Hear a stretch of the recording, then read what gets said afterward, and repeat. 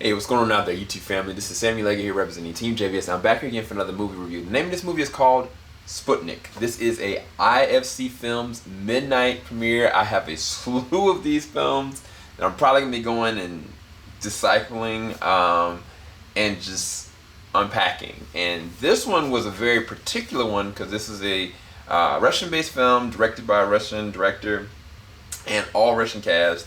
And I recognize not one person. But some kind of a way, this film ended up being one of the most interestingly particular science fiction films that I've seen this year. Because one of the things that I'll say about it is that it definitely had that kind of shtick of something comes from space and then it goes and brings into re-entry, but you don't know what is coming or what is on Earth or who's lying, who's not. And it shifts into something completely different because it makes a focal point, which is the main character, Tatiana, and who she really is as an individual. What motivates her? Why she's doing what she's doing?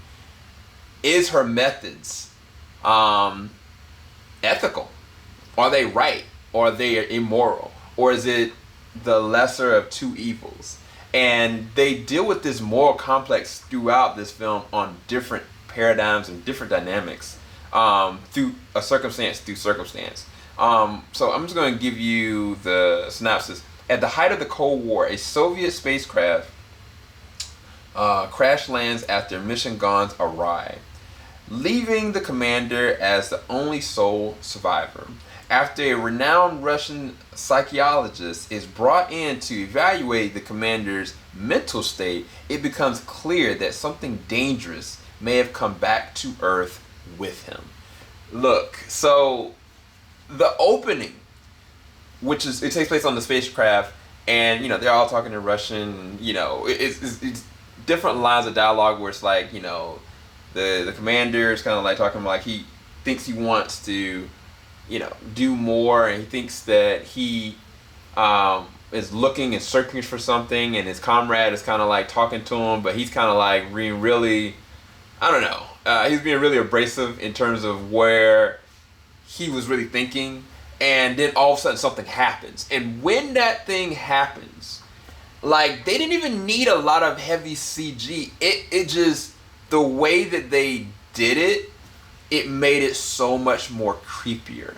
And even the way that the crash landing, when you see how messed up the situation really is, and the first person intercepts the commander and what's really going on, then you're like, okay, yeah, I don't know what's actually happening. This movie is very violent. It is gory. There is no limitation to what can happen. There's been decapitations. There are severed limbs. I think everything in this but nudity. There's no,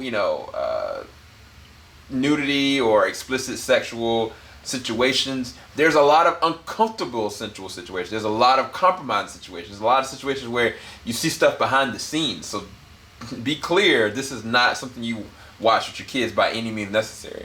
But the tone and the score and the way that the cinematography is worked, as well as the CG in uses of the extraterrestrial entity that is made dormant in this situation, it's all great.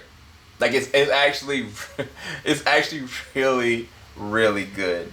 So just to talk around the scripting for it, the main character technically is Tatiana, but it could be debated that the commander, Konstantin, is the main character as well, because this is also happening to him. He's the very first person that we actually see.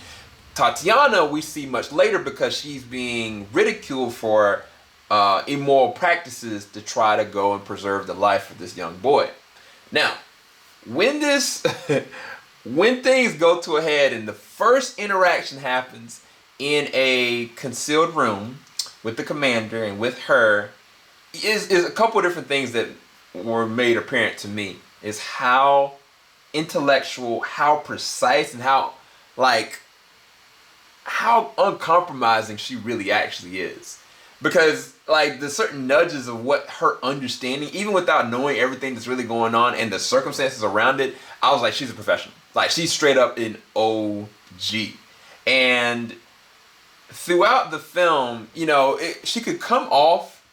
It would have been easy from a direction standpoint, from a written standpoint, for to make her come off as this, just, she's perfect. Like she's got everything all together. She's got everything figured out. Like, but no, like she makes some really rowdy choices. She actually does have a heart. She is vulnerable. Like a lot of times, some things that happen, like from a gory standpoint or from a without spoiling anything, science fiction standpoint, freaks her out, and she has either a physical or emotional compromising situation that happens to her. And I value that. I appreciate that, because that's more realistic. You know what I'm saying? It makes it feel like this is actually really something that happened. Not just that, this takes place in 1983, if I'm not mistaken. So a lot of stuff could be held on the wraps. Another key person is, played by Fedor Bondarchuk. He plays the Colonel. I can't pronounce the last name.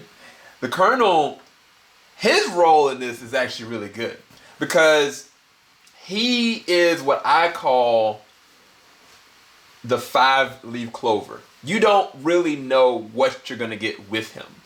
You know up front that he's not somebody to mess with. When the very first encounter of a situation happens inside of the crawl space in the room, when everything is going down, you realize right then and there he's not someone to mess with at all. But he seems to have, you know, a moral code. He seems to have like a drive. He seems to have like empathy and wanting to help and do this and do that. But you just really don't know. And I think that his performance and the way that the actor plays the performance makes all the difference. But again, make no mistake, there are some elements in here that take from like movies like Alien. Man, I don't want to say too much without spoiling anything. All I can say is that it's better going into this movie completely blind, but knowing that whatever is come with the commander, you will have no idea what's really actually going on until, I want to say, around the second act of the movie, if you're really truly paying attention from a verbiage and a standpoint. As well as there's other characters in this one that work with the character Tatiana, like the Jan Regal, who is a scientist who's also in checking on what's going on with the commander and also doing his own experimentations and figuring out what's happening from a scientific level, where you get some other compromising things that happen. Again, for me, from a science fiction standpoint and from the story standpoint, I really appreciated this film. I actually really had a lot. It was really good. It was really good. It was suspenseful at times. It was heartbreaking at times. And it surprised me. Like, it had an actual twist that I really didn't see. And I didn't get until the very last two shots. Then I really understood why and the how and the connection between the different characters as well. For me, I give this an 8.5 or 9 out of 10. I actually really enjoyed Sputnik. I recommend you go and check it out. Do know, again, this is aggressively violent and not for children in any way, shape, or form. And be careful watching this at nighttime, because this could give you some nightmares. But I think if you're looking for a really good science fiction film, I think this might be right up your alley. Hope you guys enjoyed this review. I'll talk to you guys later. Keep it locked. JVS, we ain't gonna stop. Peace, guys.